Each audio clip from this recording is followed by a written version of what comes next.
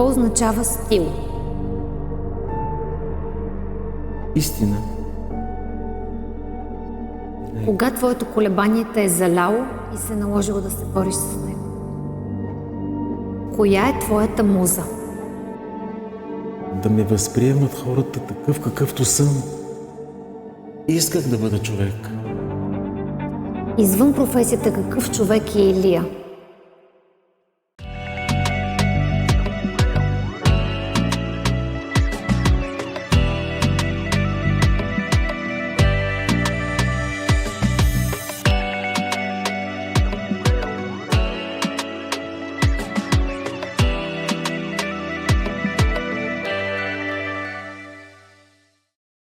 Здравейте! Вие сте с подкастът Гласът на по Вия Медия. Едно предаване за истории и човешки гласове. Тук ви срещам с личности, чието уроци и преживявания вдъхновяват. Защото техният глас има сила, смисъл и оставя следа. Предаването днес ще бъде различно. Бляскаво, луксозно и модерно. Защото има хора, които не просто създават дрехи, а създават усещане. Усещане за класа, за смелост, за присъствие. Хора, които превръщат плътта в характер, а силуета в история. Гостът ми днес идва от град, който не е столица на модата, но доказва, че талантът няма география. Пътят му започва с мечта и много работа. Преминава през ревюта, аплодисменти, сцени и прожектори.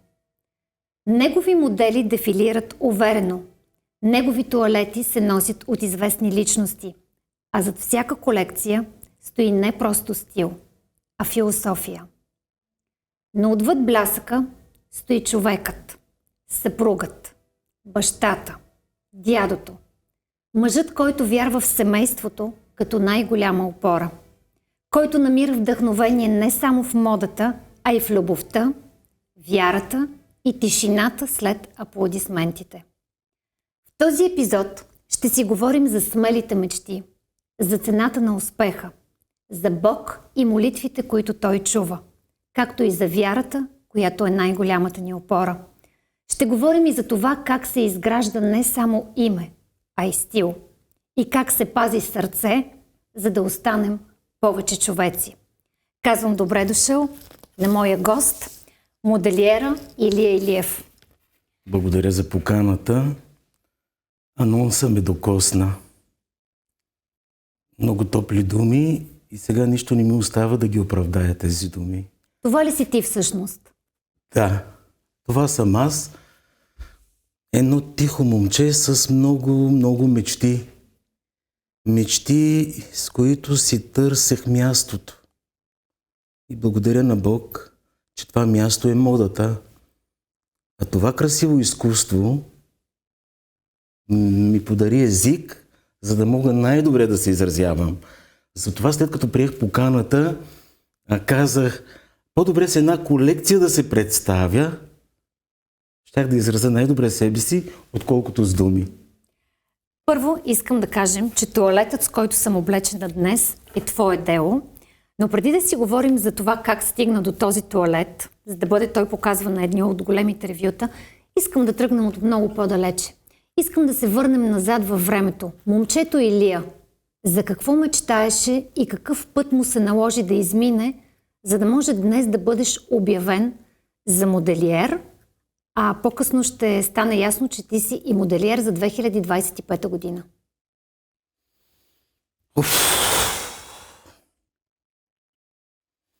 Така, пътят си е мой. Но в този път си имаше една отсечка, която трябваше лично аз да си я трамбовам.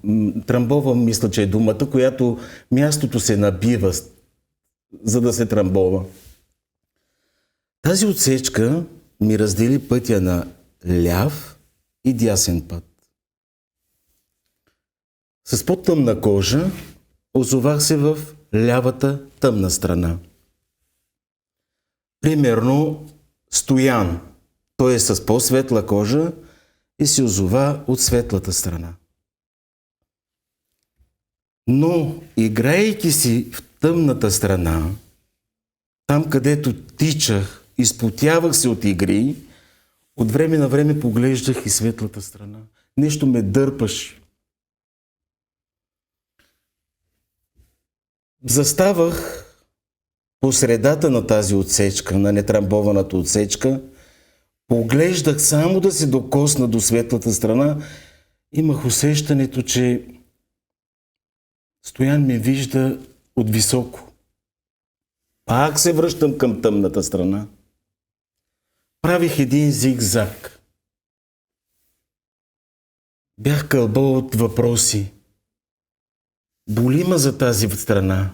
Много ме боли. Там съм закърмен. Там ми е детското. Но ме дърпаше светлата страна, движението, бурята, динамиката, напрежението. Това ме дърпаше. Докато един ден застанах в средата на тази отсечка и ми беше първата молитва към Бог. Имах чувството, че Бог чу молитвата ми. Дойде ми една вътрешна сила.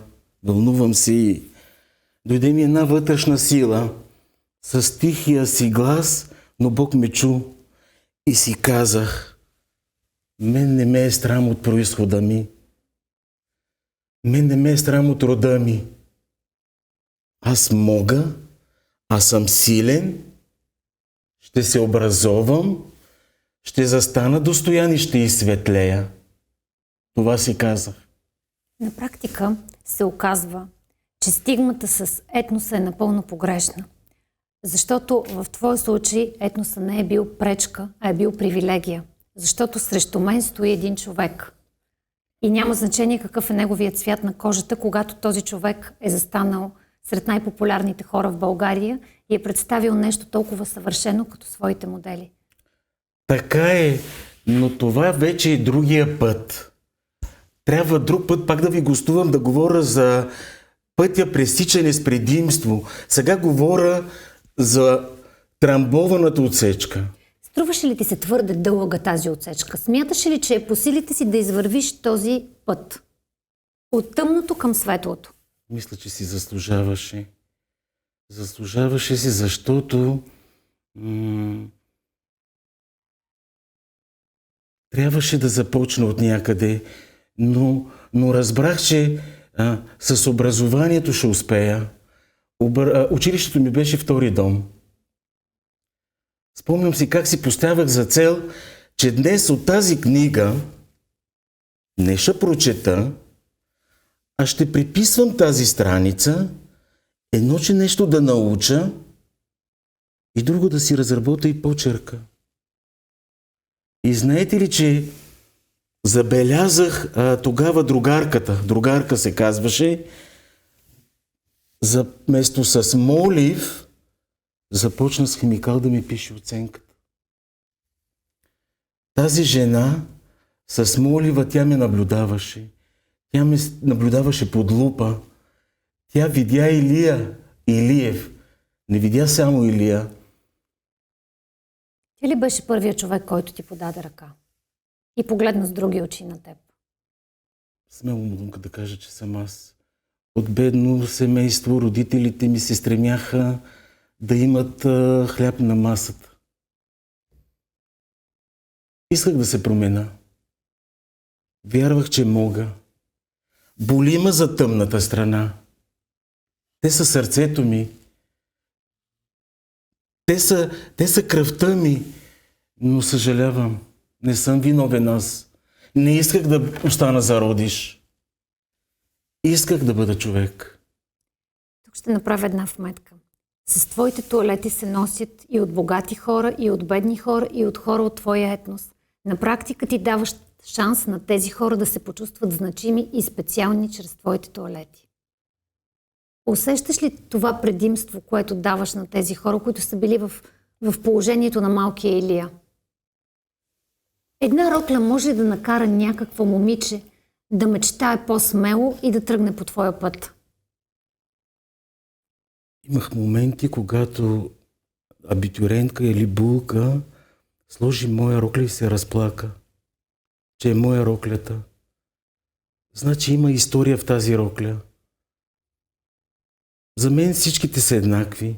Аз влагам душа, еднаква душа слагам. То вдъхновението ми идва еднакво.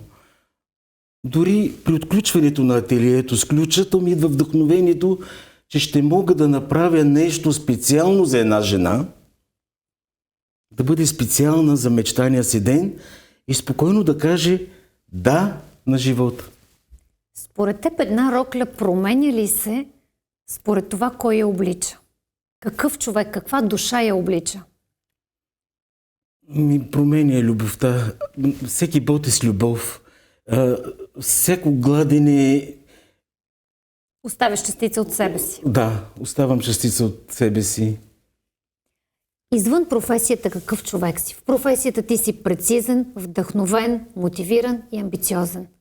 Извън професията какъв човек е Илия? Извън професията търся тишината. Тишината е моето вдъхновение. Слушам, наблюдавам, търся вдъхновение. Това съм аз. Търсейки тишината, за да се вдъхновявам. Всеки един път и всеки един успех има цена. Твоята каква беше? Моята цена, първо, успехът няма етнос.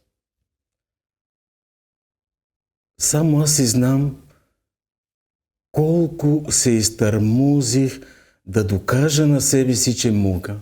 Дори когато кажа тази думичка успех, аз се притеснявам да не се изпари от мен.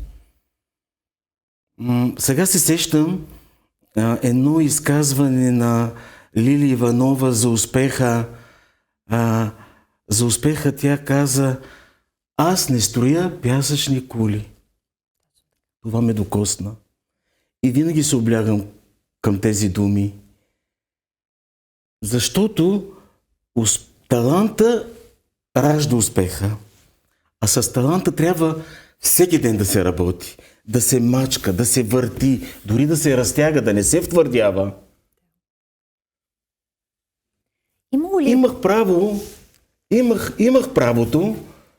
Имах правото, когато мога да се възвиша, аз прецених да се сниша. Достатъчно ми е само аромата на успеха. Нищо друго не ми трябва. Вместо да си пришивам на раменцата пагони от сърма, по-добре да си зашия пагони от отсечката, от трамбованата отсечка, за да не се самозабравям. Това е по-важно за мен. Имало ли е периоди, в които си се съмнявал, че ще успееш? Смятал си, че конкуренцията е твърде сериозна на върха и ще ти трябва с лакти да си проправяш път? И как се връщаше отново, за да тръгнеш пак? Имаше нощи, които ставах със себе си и си задавах въпроса дали ще успея. Достатъчно добър човек ли съм? Дори си задавах въпроса защо си причинявам всичко това. Но идваше един глас, след като тези въпроси идват от тишината, значи са от сърцето. И си казвах, ще продължа и продължавах. Кой беше най-трудният ти момент в изграждането на твоята кариера? Най-трудният ми момент бе, когато бях останал с избора си. Когато бях останал с избора си. Не, че се притеснявах, няма да стане това. Притеснявах се от хората. Какво ще кажат? Дали ще съм достатъчен? Дали ще ме приемат? Това ме притесняваше. Позволи ли си някога да играеш роли, за да бъдеш харесан, или заложи на това да бъдеш себе си и да бъдеш приет, оценен, такъв какъвто си? Винаги исках да остана себе си. Винаги земен, да бъда себе си. Никога не обичам напудрените неща. Това съм аз. Сега ще те видим в своята най-голяма стихия, в твоята работа и след това ти ще ни разкажеш какъв е пътя към модния подиум. Благодаря на дизайнера Илия за невероятното приключение, което ме включи и се докоснах до цялата тая красота, творчество, интелект и вдъхновението, което ми даваш, защото тук е невероятно пътя. Вълшебник си на иглата, на кройката, на резултата, на всичко. Прекрасно поздравявам те. Изключително талантлив човек. Благодарна съм, че съм тук и те ще познавам.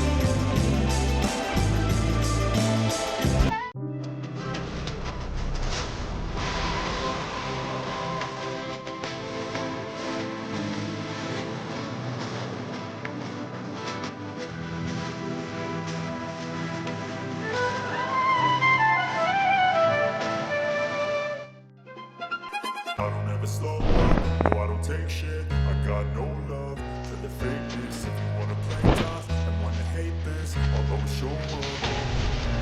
I don't ever slow up, no I don't take shit. I got no love. Bir bakışına ben vuruldum. Öyle tatlı baktın ki deli oldum. Hayalimin aşkını ben buldum. İlk aşkım ilk sevdam sen oldun. Sen de tatlı başka sevdamayı. Bu aşk çok ikimize yakıştı.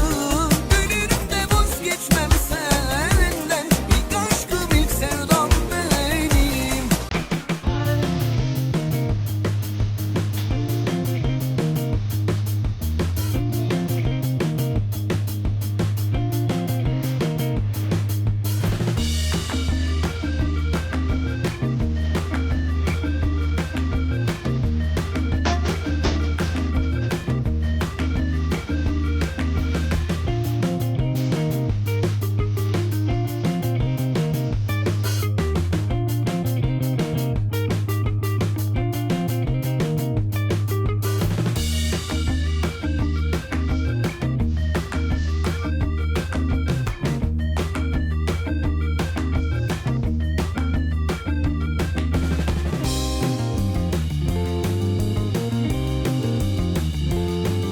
Това е само една малка част от твоите великолепни тоалети. Виждаме красота, вдъхновение, феерия, цветове.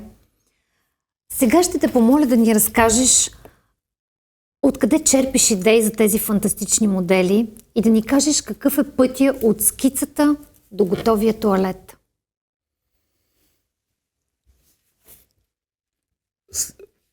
Всичко започва от една идея и мечта. Когато въображението ми подаде образа, модела, аз веднага трябва да го рисувам. Още при скицирането трябва да уловя технологията или, по-меко казано, направата. След като вече имам модел направа, избирам плат. Плат, който да отговаря за модела. Например, не мога да избера някакъв твърд плат при модел с шлейф. На подиума този шлейф не трябва да стои като топка отзад, а трябва да се разлива. Много внимателно избирам плата, след което разработвам кройката. Разработвам кройката, въоръжавам се с търпение и любов и в един даден момент моделът оживява със своя образ, със своя характер. Това е процеса. Много хора ме питат, застават пред манекена, как го направи. Това е модел, скица, технология, плат, кройка и готов вид продукт. Това е. А идеята, вдъхновението може да ми дойде от едно докосване на материя. От една усмивка на дете. От една усмивка на съпругата ми. Едно нейно движение в ателието. Всичко ме вдъхновява. Всичко красиво мен ме вдъхновява. Видяхме, че твоите рокли са в прекрасни цветове. Имаш ли любим цвят? И има ли цвят, който никога няма да излезе от мода? Черното никога няма. Това ми е любимия цвят. Може би, че съм от тъмната страна, но черното ми е любим цвят. Не знам защо, но и абитуренските рокли, по-тържествен цвят е черното ми харесва винаги. Случвало ли ти се да създадеш модел по личната история на неговия притежател и на неговия поръчител? Случвало ми се, но случвало ми се и дори да вложа частица от скритите си мечти на сърцето в този модел. Като пожелание, като урисия. Като пожелание, да, като урисия. Случвало ми се. То тогава става истинско. Тогава става хубаво, докосващо. Има ли някакъв елемент от облеклото, който е твоя запазена марка? Конкретен вид деколте, конкретен вид кройка? Ако трябва да определиш кой е твоя запазен елемент в твоето творчество, кой ще бъде? Запазен елемент винаги е детайла, акцента. Деколтетата, те се менят. V-образни, лодки, курсети, но акцента е важен. Акцента към тоалет. Това е много важно. Кои са били най-смелите ти модни решения, когато създаваш тоалети? Има ли тоалет, който е надхвърлил твоя утвърден стил, но пък е добил изключителна популярност? Нещо, което е било твърде смело и си се притеснявало дали ще се приеме достатъчно добре. Рискувал съм с форми, с голота, с материи. В началото за хората, за публиката са неочаквани тези форми неща, но после им остават в паметта им. Нека да вкараме малко психология сега. Знаем, че жената избира тоалета, за да се покаже и за да изрази себе си. Разбира се, за да впечатли един мъж. Какъв съвет ще дадеш на една жена, която се опитва да впечатли нов мъж в живота си? Да се облече с разголен тоалет или с по-прибран и по-загадъчен? Моя съвет да бъде по-умерена, по-пребрания туалет, по-добре ще я представи. Ще покаже коя е тя. Няма смисъл от разгорените неща. Тоест провокацията в модата не работи. Не, Работи характерът на да. стилът на модела и характерът на човека, Така който е. го носи. така е. Благодаря за този съвет. Мисля, че това ще бъде, може би, най-полезната част от разговора. А сега да започнем от това. Видяхме в видеото известни български модели, които носят твоите рокли. Какви хора са се докосвали до твоите тоалети и са ги представили по ревюта? Много жени моделки са представили мои модели, но по-важното е, че оставиха частица от себе си в тях. Може би затова всичките са ми ценни. Лесно ли е да накараш един известен модел да облече твой тоалет или за тях това е привилегия и чест? Мисля, че е привилегия и чест. Те представят мен, не представят себе си. Каквото им дадеш, това обличат. Те се съгласяват. Създавал ли си модел по конкретен повод? Да, създавал съм. Например, за Свети Валентин съм създавал рокля цялата на целувки. Създавал съм. Кой е актуалният цвят на тази година?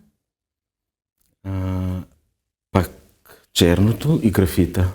Това са актуалните цветове. Ще те попитам сега и така. Знаем, че конкуренцията в модния бранш е голяма. По-лесно е да бъдеш мъж моделиер или жена? И какви са предимствата? И, примерно, кой създава по-добрите тоалети чисто на база усещане за тоалета и за самия стил? Много интересен въпрос. Дали мъж или жена, не знам. Не знам. България, не знам защо приемат, че това не е мъжко. Не мога да си го обясна. В една Турция в производството само мъже. В магазините също всичките Да. консултанти, продавачи Те с консултанти това са си мъже. изкарват прехраната на семействата. Не знам защо тук в България винаги бързат да се лепат етикети. Смятаме, че мъжете нямат достатъчно естетически вкус. Не е така. По-мъжко е, че умея да застане пред мен жена, да бръкна в душата й и да мога с плат да я нарисувам. Това е много по-мъжко за мен. Така е. Какво не е мъжко, не знам. Най-красивата жена имам. Най-красивите деца, внуци. Аз не виждам нищо лошо. Но познавам се много добре себе си и Бог ме познава много добре. Аз мисля, Като се че това е съберем плод. на празничната трапеза, снахи, сватове, аз усещам, че ме приемат като стожера. Това е привилегия за мен. Нищо странно няма. Така е, може би това е част от нашата народопсихология. Ние сме свикнали да има отредени роли за мъжа и отредени роли на жената, но в динамичния живот, който живеем, ролите се сменят постоянно и всеки намира себе си там, където е неговата сила, а не където му отрежда Така е, то страстта говори. Пола няма значение. Разбира се. Ти стана дизайнер на 2025 година. Какво ти донесе това отличие с оглед на всички други признания, които си получил до момента? Това отличие ми донесе още по-голяма отговорност. Да внимавам да не разочаровам някого. Страх ми е от думичката признание. Страх ми е от думичката успех. По-комфортно ще се почувствам с думичката уважение. Признавам си го. Важно ли ти е какво мислят хората за теб? Понякога улавям с антената си, но това не е моето. Има бариера. Казвам си, че това не е моето. Дори ако знам кой е, ще застана пред него, ще го прегърна, ще го попитам как е семейството му, той добре ли е, и ще го накарам той да си задава въпросите. Това ми е силата. Сега е време за нашата рубрика "Любим предмет". Ти си донесъл един много интересен предмет. Ще те помоля да разкажеш с каква част от твоя живот е свързан той и защо е важен. Предметът е много обикновен, но смятам, че той има изключителна сантиментална стойност за теб, а може би и чисто професионална. Това е една игла. Дайте ми иглата. Вижте колко е малка. Тази игла понесе тежестта на целия ми път. Това не Всеки е ли болт. всъщност метафора на твоя път? Острата част, с която е трябвало да си проправяш път, и другата част, с която си стоял здраво закотвен. Всеки болт доказваше, че аз съм жив и ще мога. Всеки болт. И сега, когато хората виждат роклите, блясъка, аплодисментите, аз виждам тази малка игла. И тази малка игла ми напомня, че всичко голямо започва от нещо малко. И че не е най-острото, не е болката в живота, а вярата. С нея си проправяш път. С нея се отрамбоваш пътя. Тази игла е много ценна за мен. С тази игла ти създаваш стил. Ако трябва да представиш пред непознат човек твоя стил с 3 думи, какъв е той? Страст, доброта и съвършенство. Страстта, че мога, добротата, че това съм аз, а съвършенството, дори някой да се опита да го направи, оригинал е при мен. Имаш ли любима песен, на която ти се иска или пък си виждал своите модели да оживяват на подиума? И как избираш музиката за ревютата? Музиката трябва да докосва душата ми. Тя е трябва да я усещам. Имам една любима песен на дует Ритон, "Ех, живот".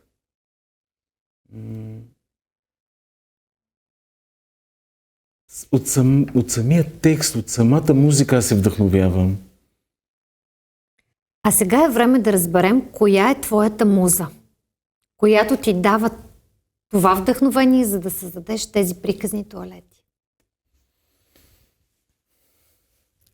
Моята муза е жената. В нейната тишина откривам красотата.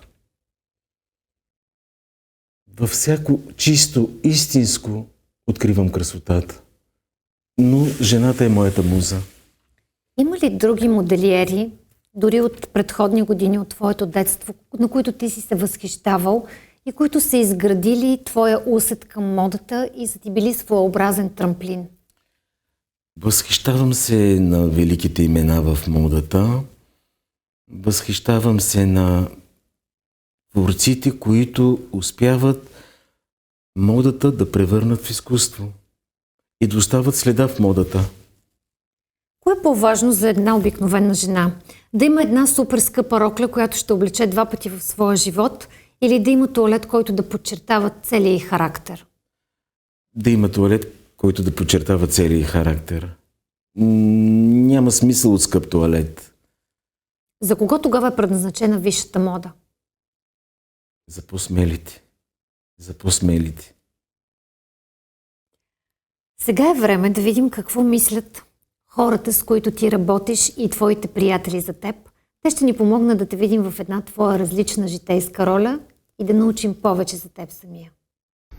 Имам честта и удоволствието да познавам Илия Илиев не само като добър творец, но и като мой личен приятел.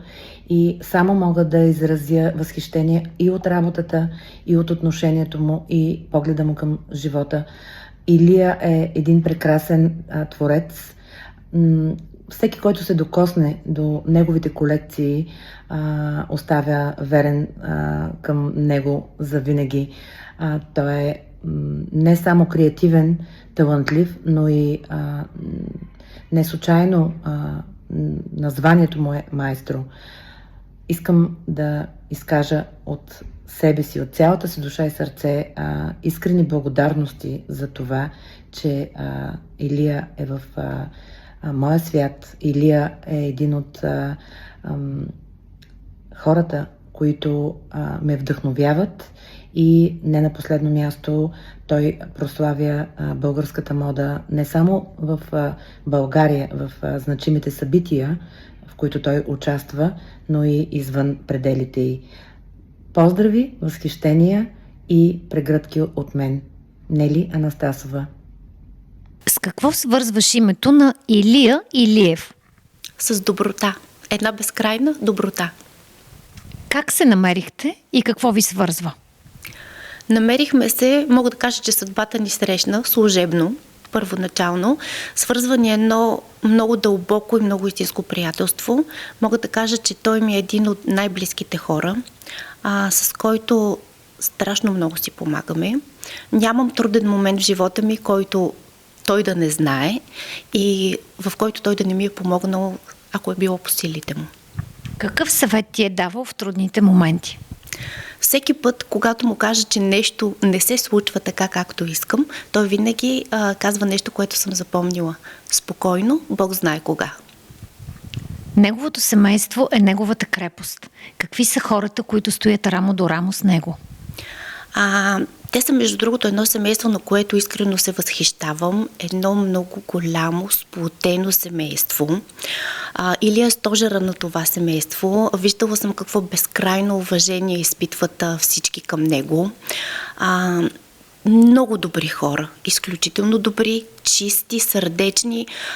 Не мога да намеря дори думи, с които да ги опиша. Наистина прекрасни хора, прекрасно здраво семейство. А сега може да се обърнеш към Илия и да му кажеш това, което смяташ, че ще го зарадва. Илия, на първо място искам да благодаря на съдбата, че ме срещна с теб. Да ти благодаря за всички красиви рокли, които си ушил за мен. Да ти пожелая да продължаваш да следваш пътя, по който вървиш. Не винаги ще е лесен, но ти винаги успяваш да стигнеш там, за където си тръгнал. Желая ти здраве и Бог да благослови теб и цялото ти семейство. Много ви обичам. Здравей, Личка! Не случайно съм сред нашите дървета и не случайно днеска съм с твоя рокля. Сърдечно искам благодаря на съдбата за това, че преплете пътищата ни. Когато ти потропах на входната врата преди няколко години, да облечеш 23 деца на едно ревю, ти го направи без да се замислиш. Това говори само едно – твоята огромна доброта и твоето голямо сърце. Благодаря ти за всичко. За това, че преди всичко си приятел, а относно таланта, той е безупречен. Когато фактите говорят и боговете мълчат. Ти си един талантлив творец, който създава не просто с златните си ръце, а с златното си сърце и с доброта си душа.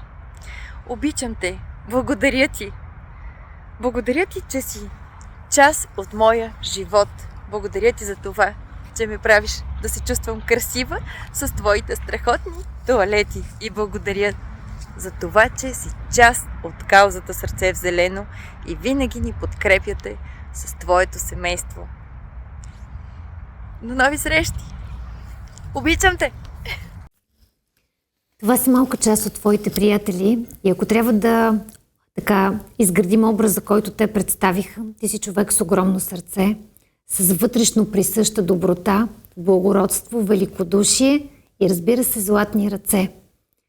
Колко важно ти е хората да те познават такъв какъвто си, а не такъв какъвто се очаква да бъдеш като публична личност? Много ми е важно. Важно ми е да бъда себе си. Повече или по-добре ли се чувстваш, когато знаеш, че те обичат заради всичко това, което си, а не заради етикета, който трябва да си сложиш, за да бъдеш приет? Важно е, че ме обичат такъв какъвто съм. Етикета няма значение. Етикета е просто една цена. Любовта е важна. Отношението, уважението. добрата дума. Това е много по-важно за мен. Нели каза, че си много талантлив и че умееш да вдъхновяваш. Какво ви свързва с нея? Това много ме зарадва. Да, не очаквах Нели Анастасова. Нели е двигателя на българската мода. Тя е жената, която събира всички нас, дизайнери, не само България, и чужденци. Много широко скроена жена, много добра жена. Няма да забравя, когато ми звънна по телефона и тя ме наблюдаваше. И ме покани да участвам. И при нея всеки не може да се докосне.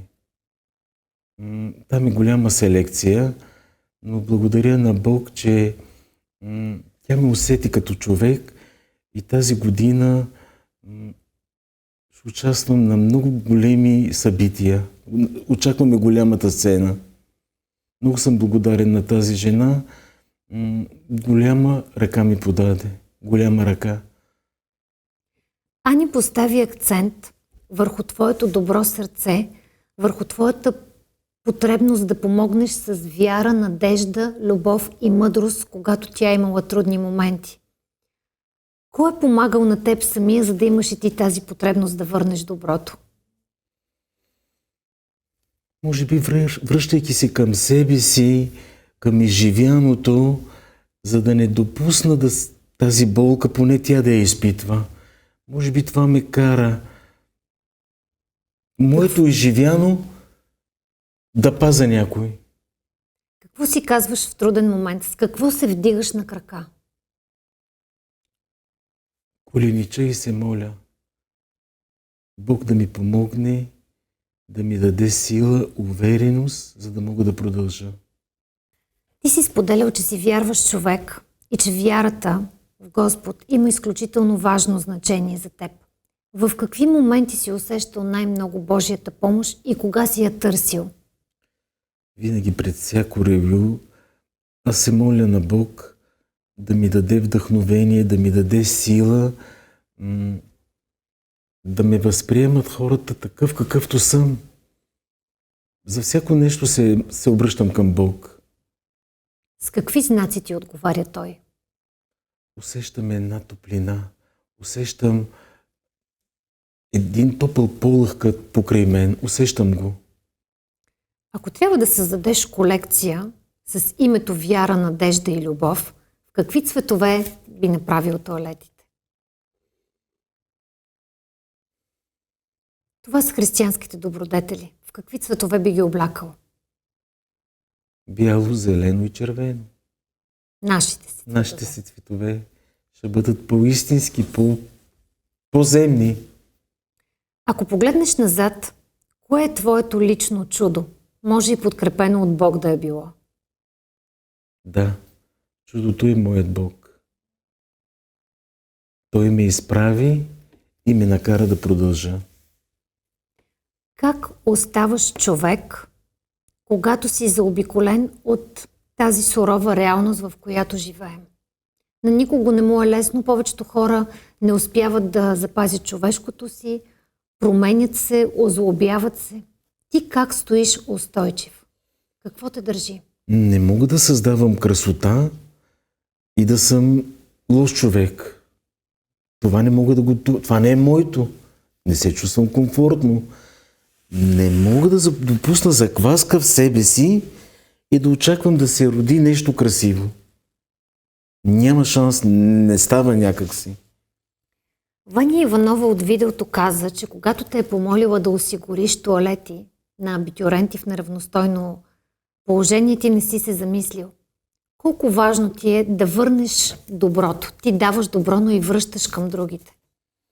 Първо, за мен доброто не е хазарт. Не давам, за да получавам.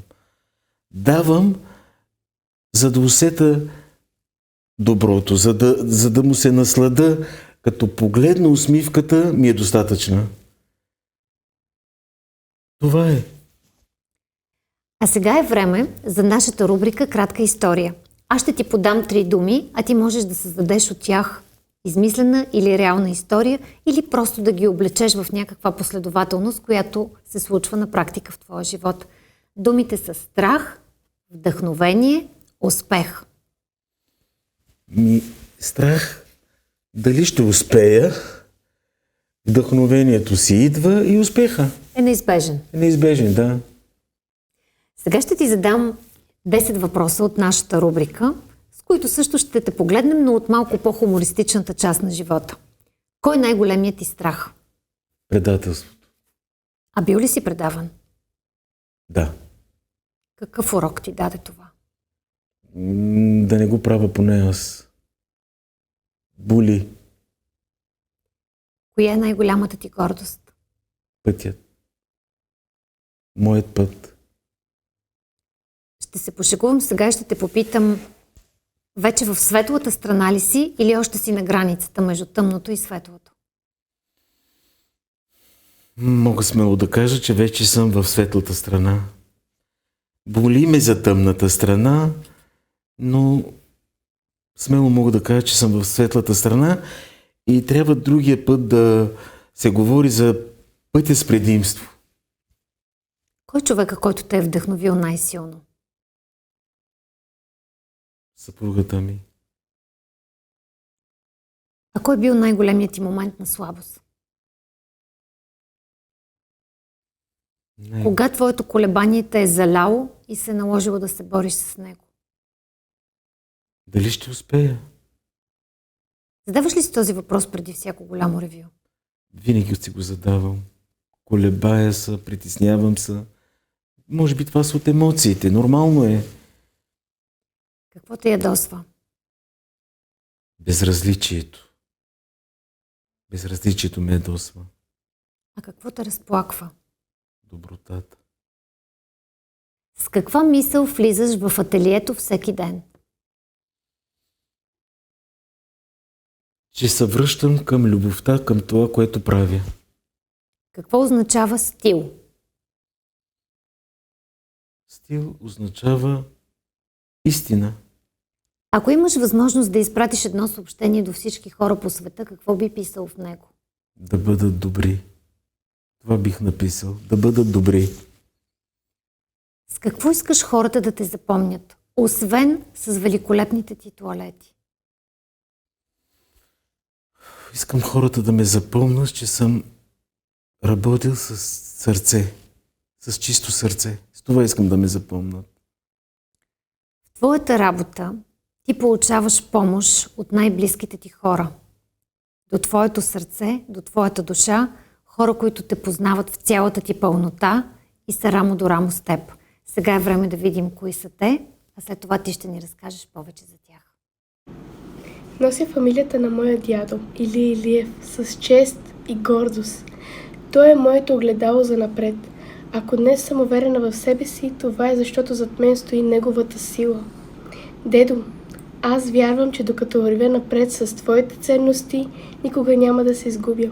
Обичам те. Дедо, ти си нашата надежда за напред. Дедо, ти си нашата звезда. Дедо, обичаме те! За нас Илия Илиев не е просто дизайнер. Той е човек с много голямо сърце и с златни ръце. Благодарим ти, че прави света по-красив. Има хора, които шият дрехи. Има хора, които създават мечти. И това е Илия Илиев. Обичаме те! Първо искам да благодаря на Бог, че ме срещна с теб. Илия, ти облече толкова много хора красиво, но за мен най-важното, че облече живота ми в щастие. Ти не си само добър дизайнер, а си добър като човек, с голямо сърце. Благодаря ти. Обичам те. Ако знаех, че ще ми направите такова видео с внуците, щях да се снабда с каска. Илия, това са най-близките ти хора.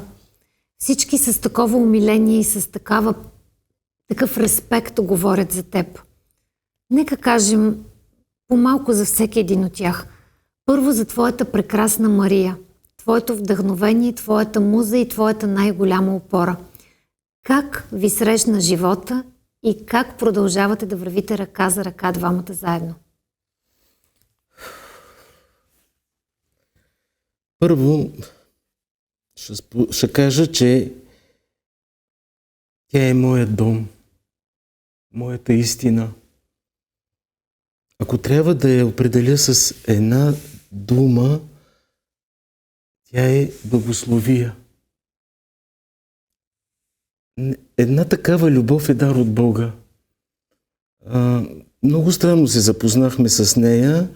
Бях войник от един мой приятел, канен на сватба, и аз трябваше да присъствам на тази сватба. И когато я видях за първи път, аз дори забравих приятела да му чистата празник. Направи ми впечатление, че в нея вече има живот, трамбована е. Привлече ми не само облеклото й, коса, красота, нежност. Много трудно я спечелих, но пък това ме накара по-силно да я обичам. И много добре си спомням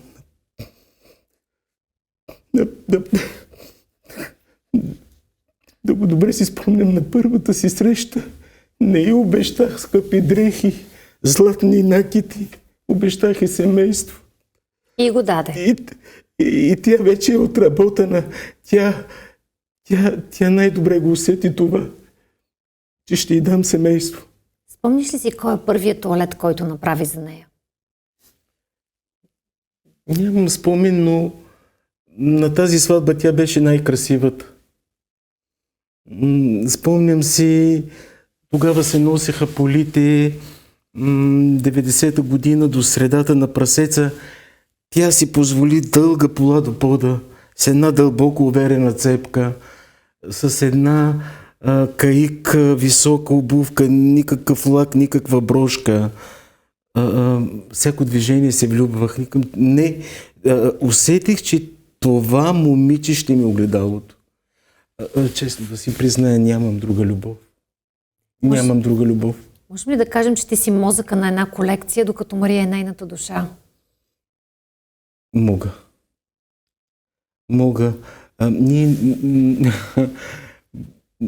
Нашето каране в ателието е, тя дава идея, аз давам идея. Най-накрая стигаме до консенсус, но излиза така, че тя е права. Критикува ли те понякога? Критикуваме, да. Поправяме, критикуваме. Все пак е жена, вижда по друг начин нещата. Критикуваме, но винаги за добро. Представил ли си я на твой ревю? Не. А заслужава? Заслужава, но трябва да ослабне малко. Няма значение, ти ще създадеш рокля за нейните настоящи форми. Не, излиза накрая, излиза с мене, нали, да усети тръпката.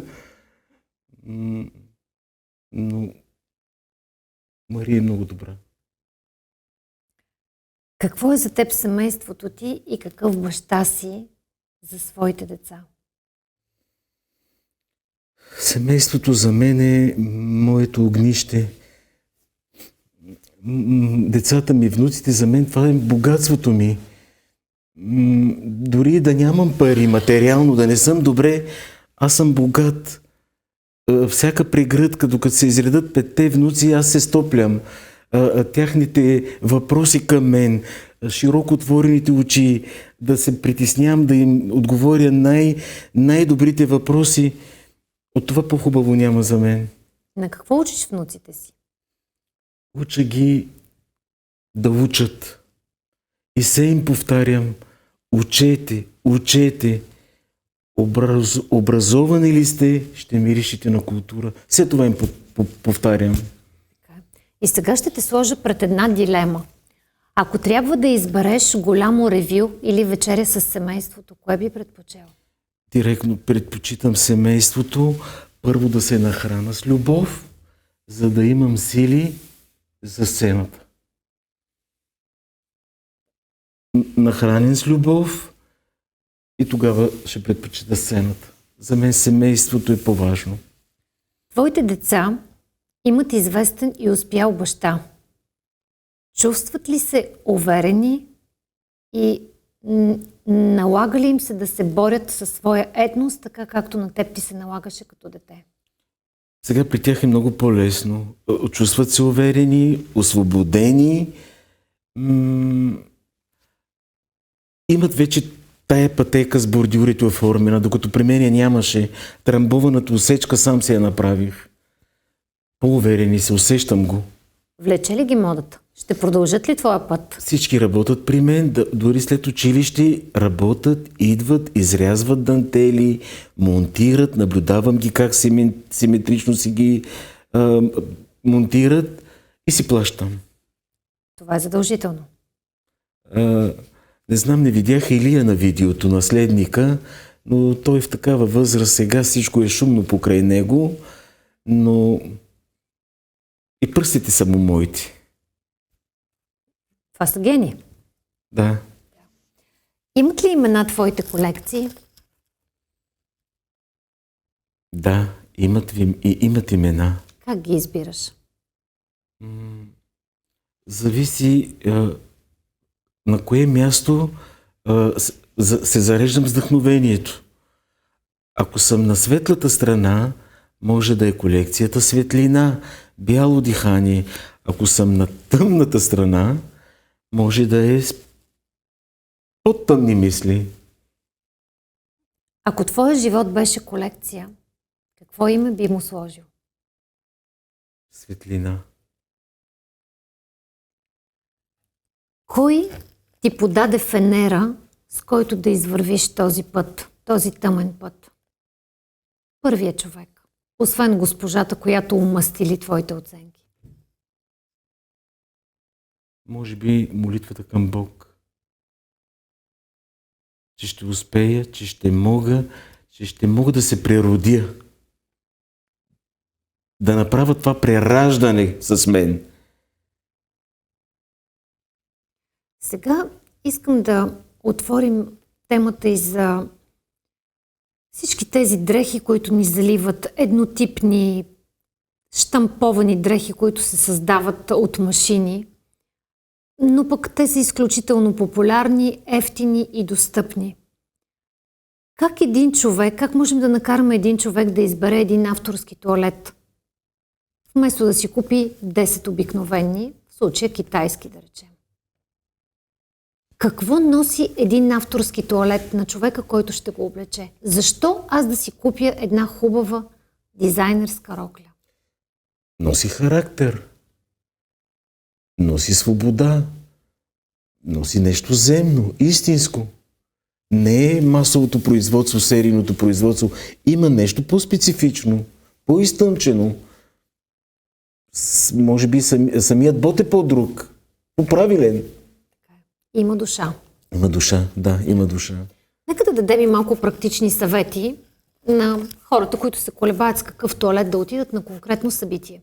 Ако тази вечер съм поканена на официална вечеря в президентството, как би трябвало да се облека? С тази рокля. Ако излизам на първа среща?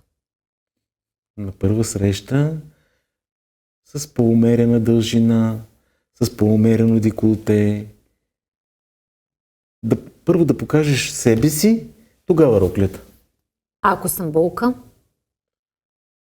Ако си булка, трябва да си не с много обемна рокля, но по-изчистена, по-освободена рокля.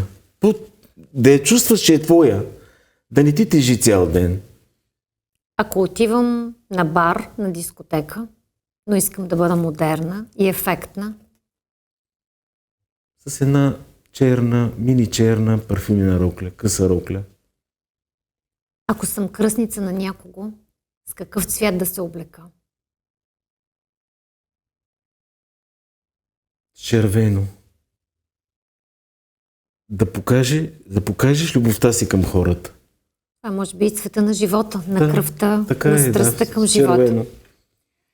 Тоест, всичко зависи от повода и от характера на човека, който носи рокля. Разбира се. Случва ли ти се една твоя рокля да стои по различен начин на две различни жени? И респективно и на двама различни мъже твои костюми. Случвало ми се. Без да говорим за фигура тук, а за характер. Има рокля, която по съвсем друг начин изглежда на една жена, по съвсем друг начин изглежда на друга жена. Нищо лично, нали, към никого, но може би едната е по-женствена, едната е по-сериозна. Това дава значение. Че по-свободена е. И при мъжете е така. Трябва ли цвета на роклята да кореспондира с нашия характер? Ако аз съм огнен тип жена, нужно ли е да ходиш червено или мога да облека и друг цвят и да очаквам характера ми да ме представя не толкова туалета, или двете са свързани заедно? И двете са свързани заедно. Трябва нещата да се комбинират. Усещането и облеклото. Какво ти предстои в професионален план? Подготвиш ли нова колекция? Канен ли си някъде? Имаш ли предстоящо ревю? Сега след тези емоции ще се върна в ателието и ще мога да създам най-добрата колекция.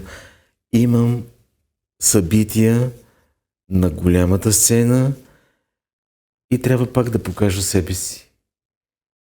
Ще съм вдъхновен от тази наша среща и ще дам най-доброто. За какъв период от време се създава една колекция? Година. Истинската колекция е година. Трябва да изживееш с тази колекция. Как искаш твоето име да остане в българската и в световната мода? Искам името да ми остане умерено и добро. Защо ти беше важно твоята модна къща да носи твоето име, а да не бъде някакво обикновено име, което да е символ на модата просто? Беше ли ти важно да докажеш на себе си и на другите, че е важен човека зад името? Много важно ми беше това. И го доказвах с годините. Изморявах се от това да докажа, че мога. За да те окуража, ще ти кажа, че има една такава негласна максима, че хората, чието лично име и фамилия съвпадат, са изключително щастливи и благословени. И аз мисля, че ти с твоя път и с това, което постигаш, го доказваш. Че си роден под щастлива звезда. Тоест, удвоено е всичко при теб. Да, благодаря. Какво искаш да остане след края на този разговор за всички, които ще станат негови свидетели? Иска ми се от този разговор да кажа на тъмната страна: не се притеснявайте, във вас е светлината. Да кажа на светлата страна, на моя герой Стоян, да подаде поне малка искра към тъмната страна. Все някой ще запали. Или изключително ми е приятно и съм ти благодарна, че прие тази покана. Защото идеята е срещу мен да седят хора, които вдъхновяват, които дават кораж. На всички ни е трудно, всички живеем в една и съща реалност. Важно е как гледаме на нещата. Ние можем да се обезверим бързо, можем да се ядосаме, можем да изберем лесния, краткия път. Важното е обаче да останем хора. Ти доказваш, че въпреки всичко, което ти се е случило, си останал човек. Възхищавам се на това, че твоя живот е стъпил върху християнските и върху нравствените и моралните ценности.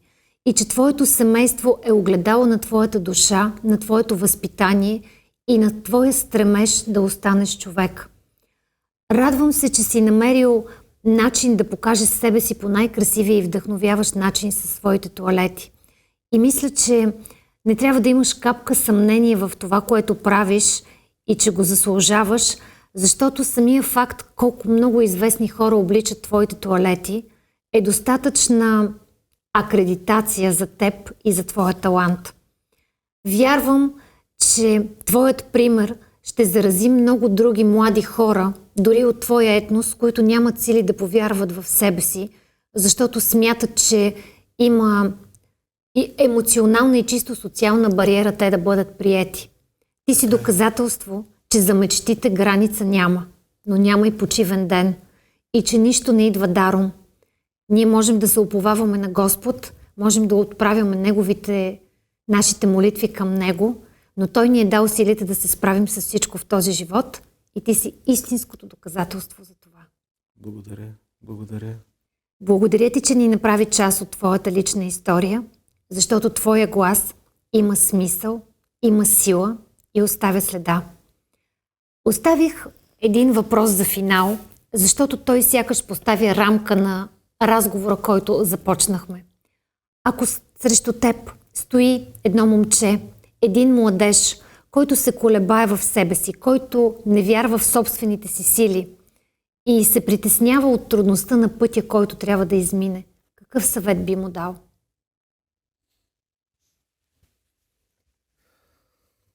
Бих му дал съвет да не се предава, да търси любовта и вярата, непрекъснато да я търси. И знам, че ще намери това, което търси. Да бъде себе си и да търси, да не се изморява да търси. Искам и се да те попитам и още нещо. Кои бяха повече хората, които срещна по своя път? Тези, които ти подаваха ръка или тези, които ти подлагаха крак? Тези хора, които ми подаваха ръка, може би нямаха смелостта другите да застанат пред мен. Лесно ли се печели доверието и обичта на хората? Много трудно.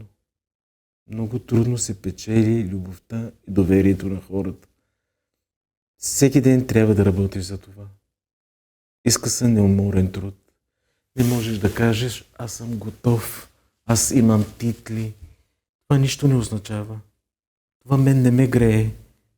Така си стоят в ателието, от време на време праха, бършим. Човек трябва да се доказва всеки ден. Всеки ден. Всеки ден трябва да доказва, че може. Таланта не трябва да се изостави. Трябва да се работи с него. Сега е време да напишеш нещо и в нашата книга. Ще те помоля да оставиш своето послание. И междувременно ще те попитам дали имаш любима песен. Любима песен. Всички български естрадни песни са ми любими. Лили Иванова, Ритон, но най-любимата песен ми е от Ритон. Ех, живот. Тя ли е песента, в която виждаш себе си? Да, тя е песента, която виждам себе си.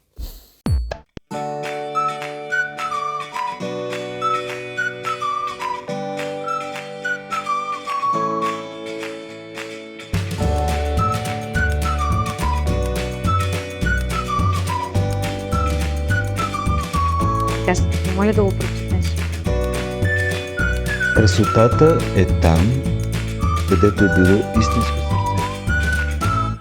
Илия, продължавай смело да вървиш по своя път, защото този, който знае къде отива, да му прави път.